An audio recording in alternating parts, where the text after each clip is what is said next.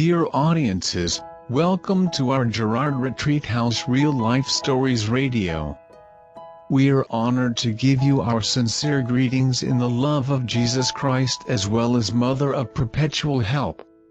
May the love and peace of the Holy Trinity be with you and with your family. This program will be guided by Father John Nguyen Ngoc, a resident tourists in Hanoi and the members of Gerard Retreat House. This radio is broadcasted with the purpose of sharing our experiences, discoveries, confirmation about problems relating to mental and spiritual illness, vocational discernment, religious and married life and the ways that God has been leading us. New stories will be updated continuously on radio and website svconggio.net at 9 p.m. on Sundays.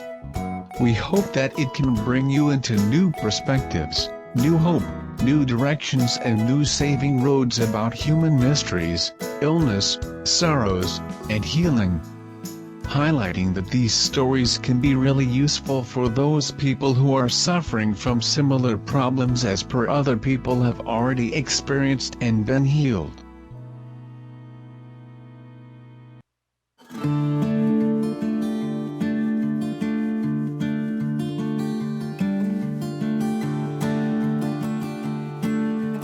Dear audiences, life is always a journey of discovery, which is full of mysteries and strange things.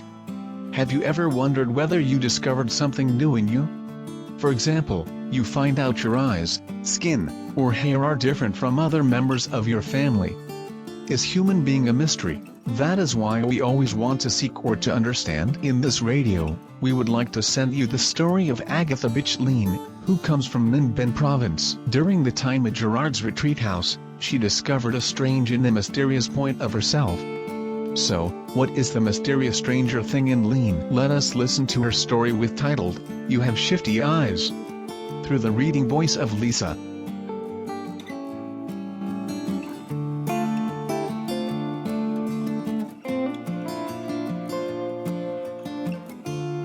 My mom gave me shining eyes, to see the life and to make graceful. Life gave me black eyes to love, to remember, to be jealous and to sulk. My eyes are the windows to my soul, the best poem, an endless song.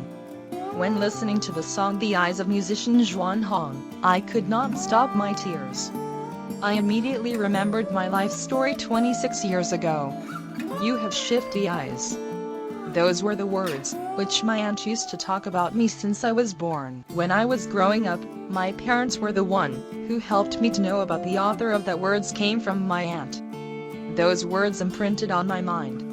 It made me hurt and scared when I looked in the mirror or looked directly into the other's eyes. With impacts of life, my eyes deformed over time without my notice. I fumbled for the source of the problem my eyes were carrying. All I knew about those eyes was very little. Therefore, I must embark on a journey to discover and decode the door of my soul. Under the guidance and inspiration of the Holy Spirit, through the intercession of Mother Mary, the saints, the purgatory souls, and through the guidance of Father John and Kindly, I entered to the desert of my soul. In September 2015, I arrived at Retreat House at Tai Ha Church with a single wish to be freed from traumatic memories that have been sticking to me for years. More than a month after, I finished the prayer part and started to go on a journey of self-discovery. I was amazed at who I am. On one occasion, my roommate and I went to the church. On the way, I saw a dog barking and growling when I passed by him. There was a fleeting fear in me. It made me dodge to go to the other side of the road.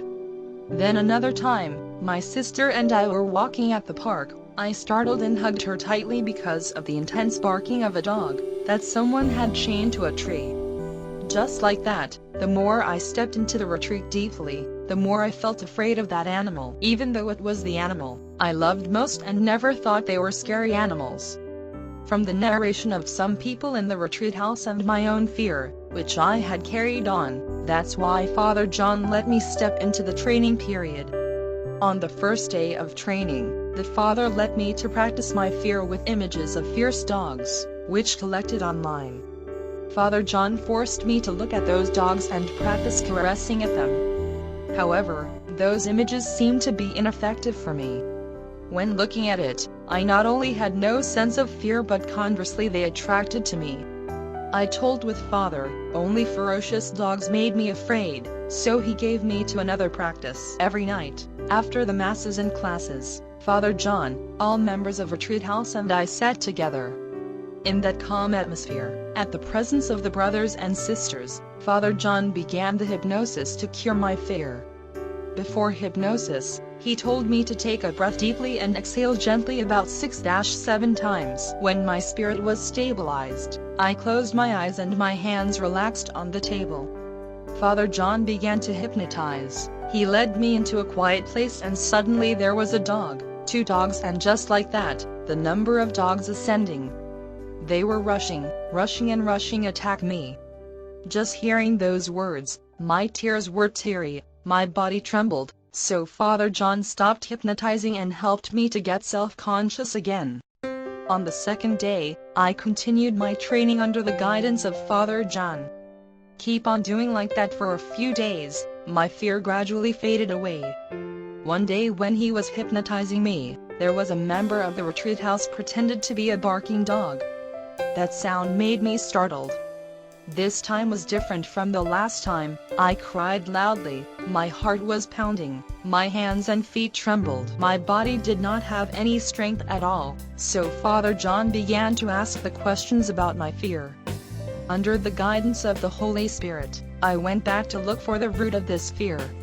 Moreover, through the prayer, God allowed me to know that I'm not only afraid of animals, but also I'm afraid of human being too. I remembered, when my dad got mad, shouted, smote on me or my siblings, I was so scared, and those images entered into my unconscious mind.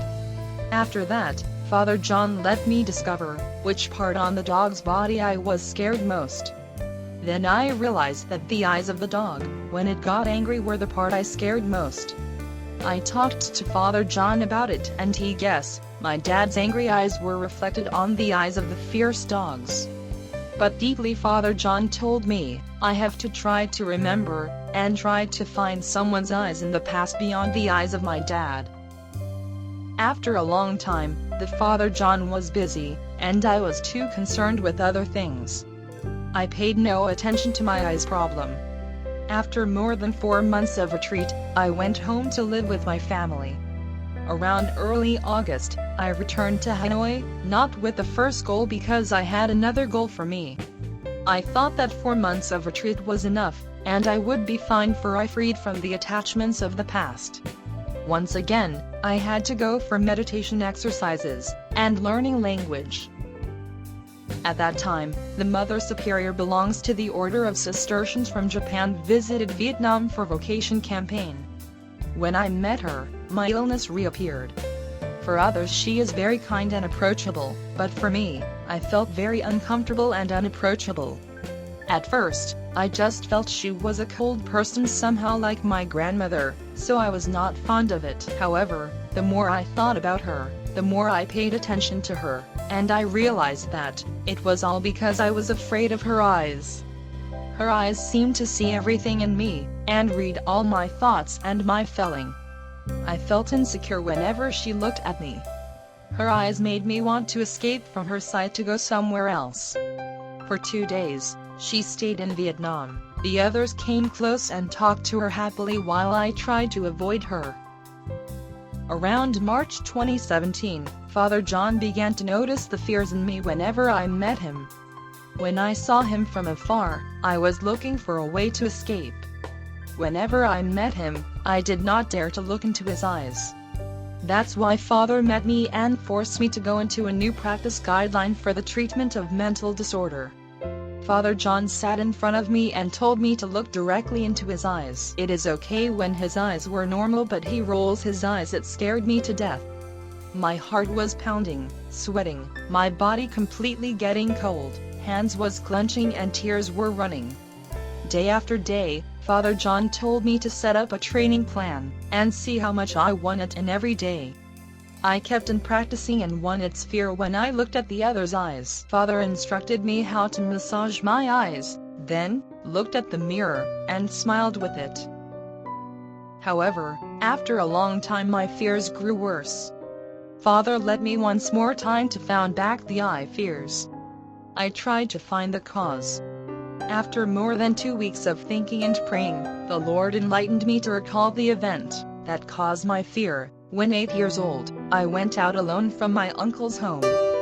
At that day, it was murky, the wind was very strong, and it was going to rain. I tried to walk faster to get back home, but there was someone kept follow behind me. I thought he was just a person walking on the same road, so I did not pay attention to him, but I saw that person was getting closer. Just when I had turned around, the man hugged and carried me. I was scared and cried out for help, but there was no one passes by at that moment. The man carried me into a thick bush by the roadside, his eyes glaring at me as if to tear my body.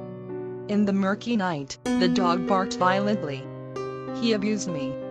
I was in pain and scared, but didn't know what to do. After he was finished abusing me, he told me that, "Don't tell anyone know what has happened today.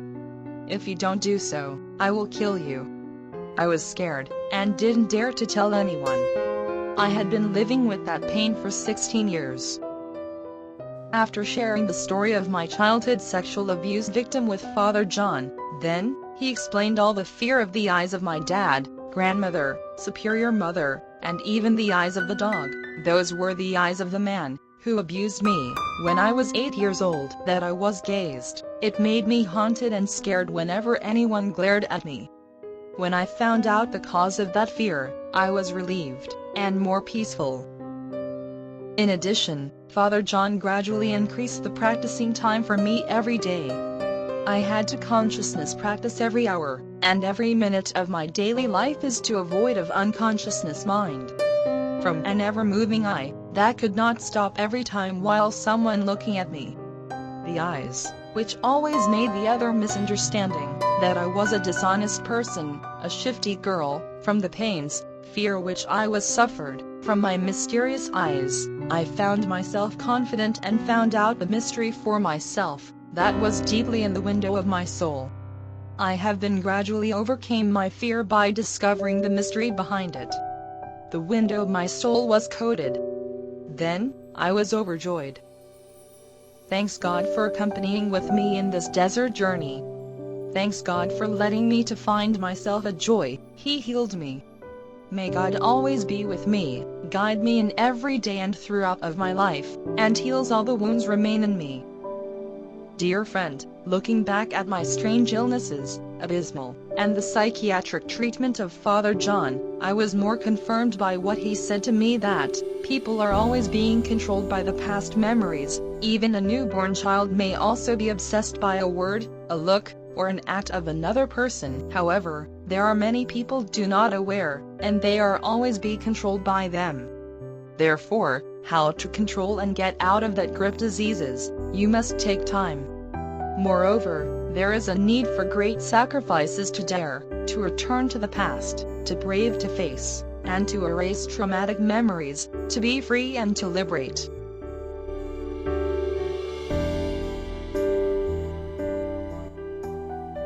Thank you for listening to the Radio Gerard Retreat House Real Life Stories.